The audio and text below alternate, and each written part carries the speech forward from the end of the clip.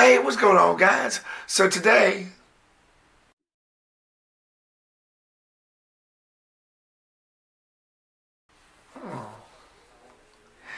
excuse me, my fantasies come true. Give me about 10 minutes. 20.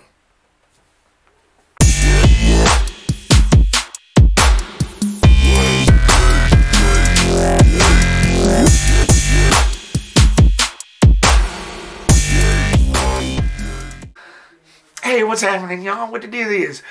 First of all, let me say that I hope everybody had a wonderful Valentine's Day. I spent mine watching Fantasy Island. The film follows a group of people who travel to this luxurious but remote resort where fantasies become a reality. However, when the fantasies turn into nightmares, the group must solve the island's mystery in order to stay alive. As usual, let's get into the positives. It was beautifully done. I like the set pieces. I like the way it looked. The island looked amazing. It looked as what I would fantasize an island to be.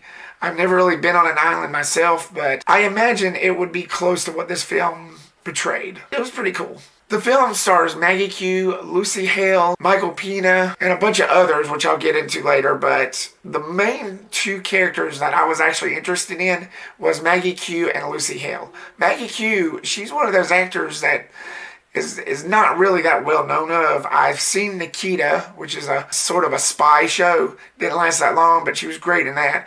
And I thought she portrayed a really good character in this. She showed such emotional depth and deepness, with a lot of heart, especially with what was going on with her character and her past experience and what she had to deal with.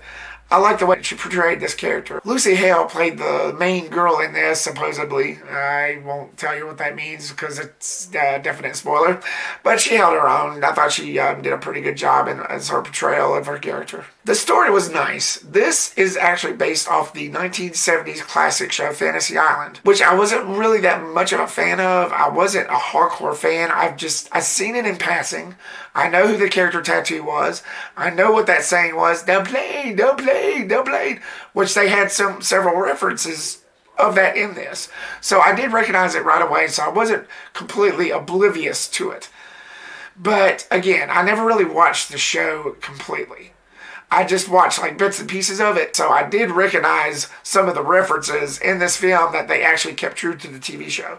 And I like the fact that they did make it a horror adaptation. You know me, I'm always fine with a good horror story, which was problematic for this film because here we go into the negatives.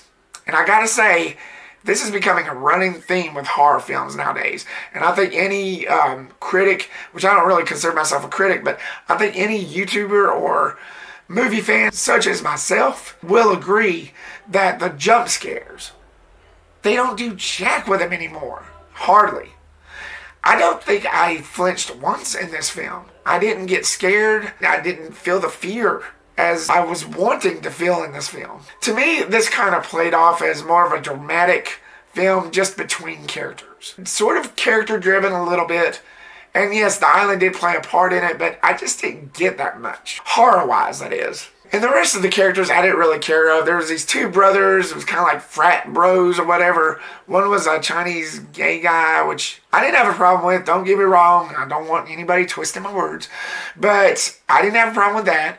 It's just their characters felt useless. The other brother came off as sort of this beer pong drinking idiot, pretty much. And I didn't really quite care for that at all. They were trying to be funny, but they came off flat. That's all I want to say. The second act's direction of pulling forward is what kind of slowed it down for me, and the rest of the movie just seemed like a one long bike ride. It tried. It was trying to pedal up that hill, but it just didn't quite land.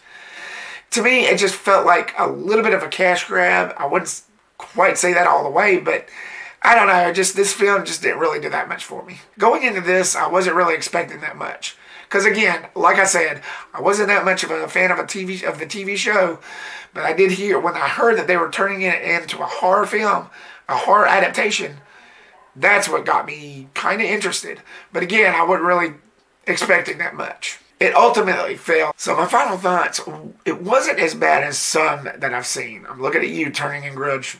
But it had its moments. It's just not something that I would recommend going and see in theaters. I'd wait until it streams on Netflix or wait until the Redbox gets a hold of it. I'm giving the film a C+. So, Fantasy Island, what did you think of it? Did you like it? Did you think it was good? Did you like the horror elements in it? Did you think it was scary enough? Did you like the jump scares? Did you like the characters? Or did you think it sucked? Did you think it was just a total waste of time? Leave me your comment down below and give me your thoughts. Stay tuned for more videos and reviews coming soon to a computer screen or cell phone near you. My review for Sonic the Hedgehog should be out soon.